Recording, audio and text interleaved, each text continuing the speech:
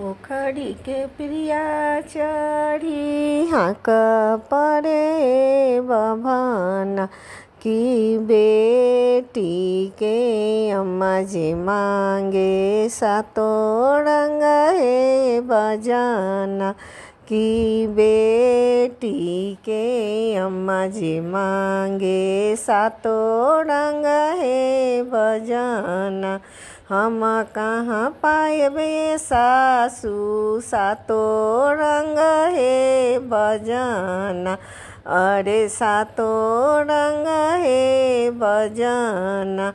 इतना बचन जब सुनलन बेटा के पापा चली भेलन हे पटना। अरे चली भेलन हे पटना। बहिनिया बेचे हे अपना। अरे मम्मी बेचे हे अपना। कपड़ा फोड़े हे अपना। अरे दाढ़ी नोचे हे अपना।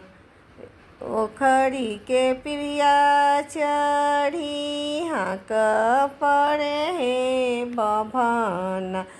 अरे बेटी के चाची जे मांगे सातो रंग हे बजाना। अरे बेटी के दीदी जे मांगे सातो रंग हे बजाना।